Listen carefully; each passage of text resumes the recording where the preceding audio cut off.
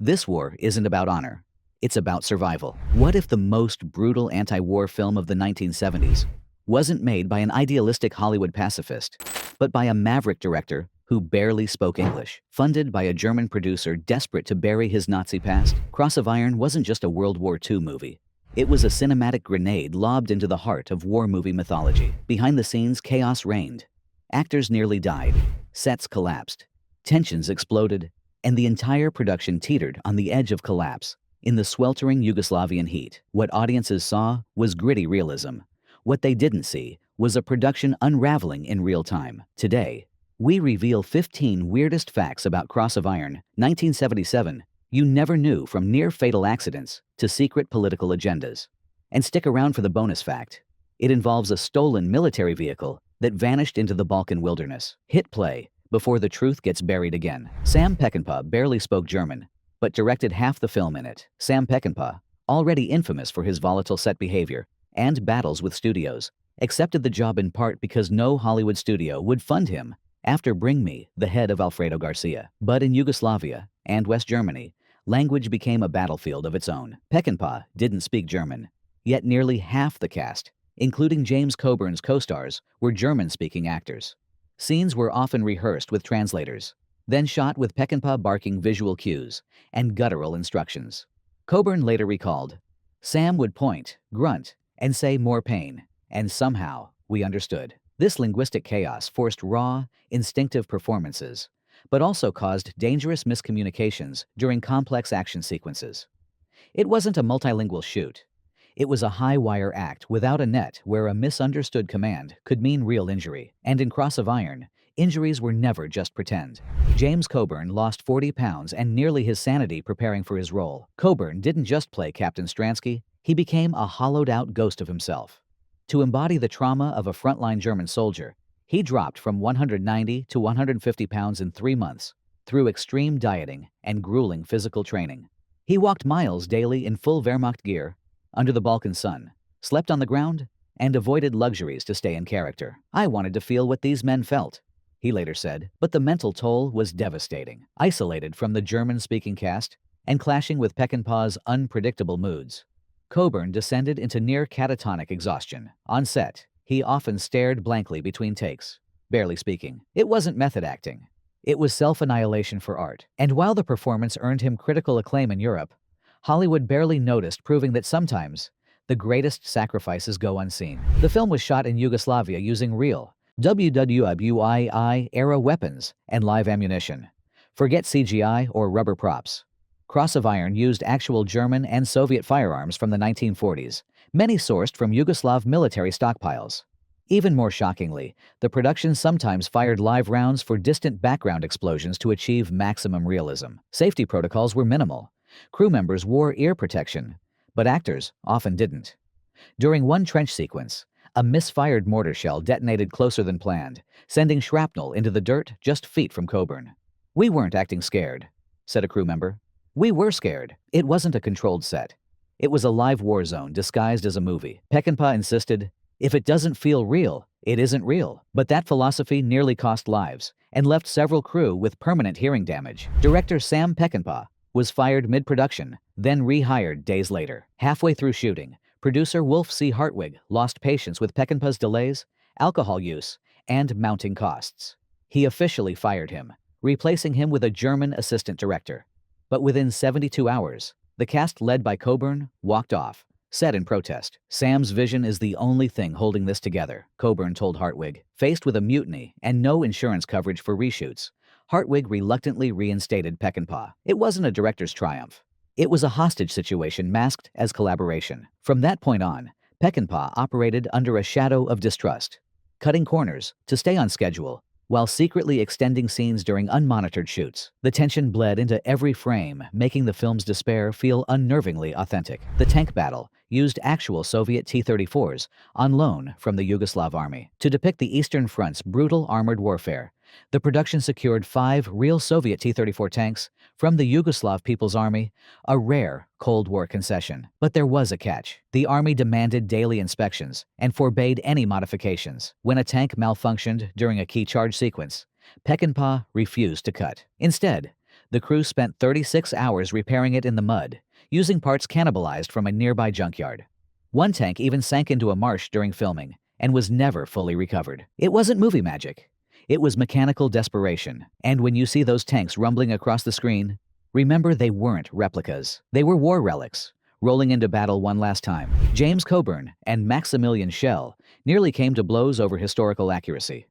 Schell, playing the aristocratic Captain Stransky, insisted his character wear pristine, tailored uniforms to reflect Prussian elitism. Coburn, as the battle-worn Steiner, wore filthy, patched gear.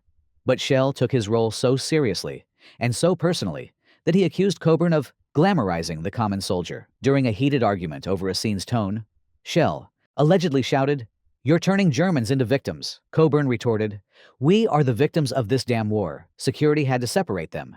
It wasn't just actor rivalry. It was a clash of national trauma. Schell, an Austrian Jew whose family fled the Nazis, versus Coburn, an American, portraying a disillusioned German. Their conflict fueled the film's central tension, but left scars long after wrap. The opening hospital scene was filmed in an actual abandoned asylum. To capture the nightmarish opening where wounded soldiers writhe in a bombed-out medical facility, Peckinpah secured an abandoned psychiatric hospital near Zagreb. The building had no power, running water, or intact windows. Rain poured through the roof during takes, and rats scurried between cots. Actors endured 14-hour days lying in fake blood and mud, often developing infections from the unsanitary conditions. Coburn later said, "You didn't have to act terrified. The place was terrifying. It wasn't set design. It was urban decay, weaponized as atmosphere.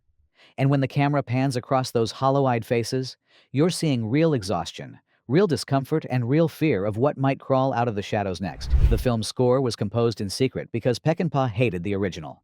Composer Ernest Gold delivered a traditional orchestral score, but Peckinpah loathed it as too heroic.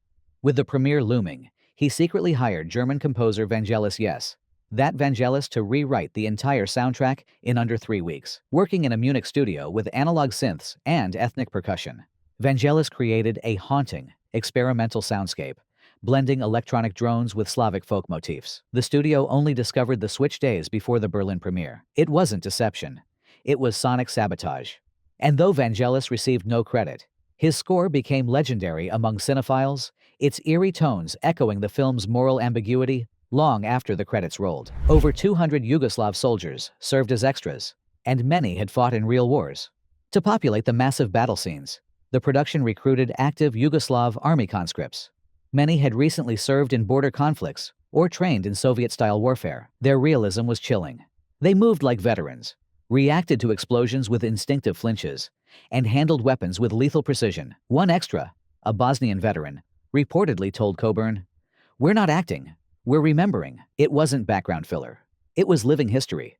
And when you see the chaotic retreats or panicked charges, you're watching men relive their own trauma, making Cross of Iron not just a film about war, but a war film made by war. The iconic boy-soldier scene almost got cut for being too disturbing. Few moments in war cinema are as haunting as the breakdown of the teenage conscript, barely 16, cowering in a rain-soaked trench, as artillery shells tear the earth apart. The actor, Yugoslav teen Slavko Stimac, had never been on a film set before, and Peckinpah exploited that rawness mercilessly. He demanded take after take, until Stimac's sobs became uncontrollable, his face streaked with mud and tears. Studio executives, viewing the dailies in Munich, called the scene emotionally abusive and pushed for its removal, fearing backlash. But Peckinpah, ever the contrarian, locked the only developed reel in his hotel safe and refused to hand it over. "This isn't acting," he told his editor. "This is what happens when you send children to die for old men's pride." The scene survived and became the film's moral heartbeat.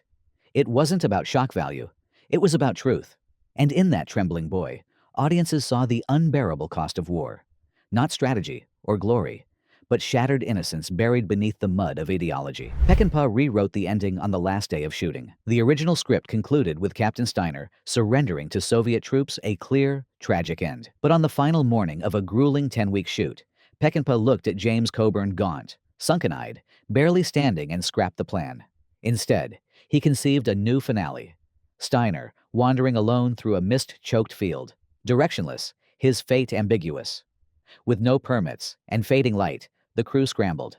They shot handheld on expired film stock, using natural dawn fog and cobblestone paths outside a Croatian village. The camera operator, sleep-deprived and feverish, collapsed after the final take, only to be revived with black coffee and sheer will. "We weren't making a movie," a grip later said. "We were burying something." That improvised coda, shot in under 2 hours, became Cross of Iron's defining image. A man stripped of cause, country, and comrades, adrift in a moral wasteland. It wasn't closure. It was condemnation of war, of heroism, of the lie that any side truly wins. The production used real Eastern Front locations, some still littered with unexploded ordnance. Peckinpah insisted on authenticity, so the crew filmed near actual 1943 battle sites outside Belgrade fields, where German panzers clashed with Soviet T-34s in brutal, close-quarters combat. Though Yugoslav military demining units swept primary zones, the surrounding woods and ditches remained uncleared. During location scouting, a manager stumbled upon a rusted German S-mine, a bouncing Betty, its trigger mechanism still intact. A tense bomb squad call followed. On set, crew members scanned the ground before every setup, wary of corroded shell casings or buried shrapnel. "You'd kick a rock," recalled sound mixer Dieter Schulte, "and pray it didn't hiss." Rainstorms unearthed decades-old bullets. Metal detectors became standard gear. This wasn't historical reenactment. It was excavation under duress. Every explosion, every footstep in Cross of Iron echoes on soil that once drank real blood, making the film less a recreation and more a seance with the ghosts of the Eastern Front.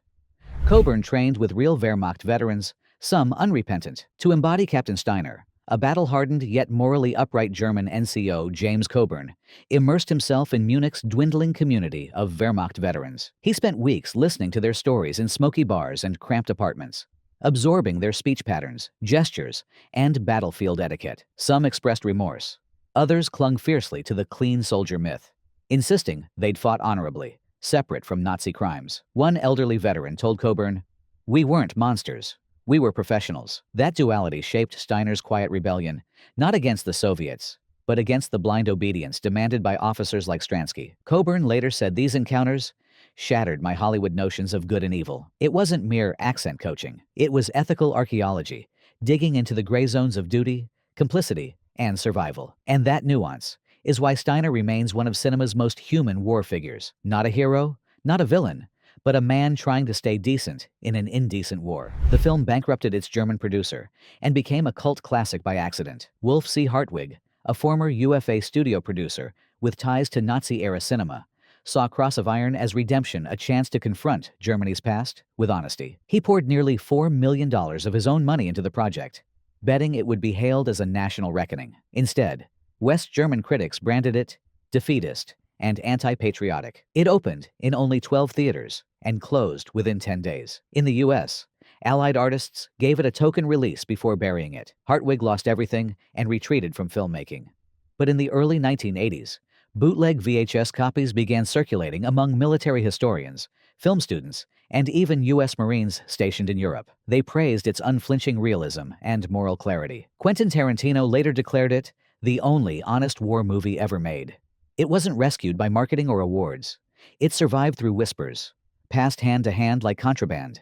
And in that underground life, Cross of Iron found its true audience, those who knew war not as spectacle, but as sorrow. Peckinpah smuggled reels of film out of Yugoslavia to avoid confiscation. As production neared completion, Peckinpah grew convinced the Yugoslav government, officially socialist, but deeply sensitive to anti-military narratives, might seize or censor the negative. His fears weren't unfounded. Eastern Bloc regimes routinely controlled artistic depictions of war, so he devised a covert extraction plan. Trusted assistants wrapped unprocessed film cans in dirty laundry, hid them in false-bottom suitcases, and boarded civilian flights to Vienna and Munich. On one trip, a courier was detained at Belgrade Airport when customs officers grew suspicious of heavy clothing in summer. The reels were nearly confiscated, until a quick bribe and a forged invoice saved them. "We weren't moving film," recalled editor Don Siegel's protege. "We were smuggling evidence." Those clandestine flights ensured Cross of Iron escaped state interference. Without them, Peckinpah's vision might have been altered or erased. Instead, the world eventually saw war not as glory, but as a machine that grinds men to dust, and a director's desperate act of preservation made that truth possible. Cross of Iron was never meant to be remembered. Written off as a failed vanity project, it should have vanished into the 1970s cinematic graveyard. Instead, It endured not because of spectacle, but because of its brutal honesty. While other war films glorified sacrifice, Cross of Iron asked, what if there's nothing noble in dying for a lie? Today, it's studied in military academies, cited by anti-war activists, and revered by directors who dare to show war as it truly is: chaotic, dehumanizing, and utterly pointless. So if you've made it this far, hit like, subscribe, and ring that bell, because history's most powerful truths are often hidden in the reels no one wanted to see. And remember, in war, the only real heroes are the ones who don't come back. And even they weren't heroes. They were just there,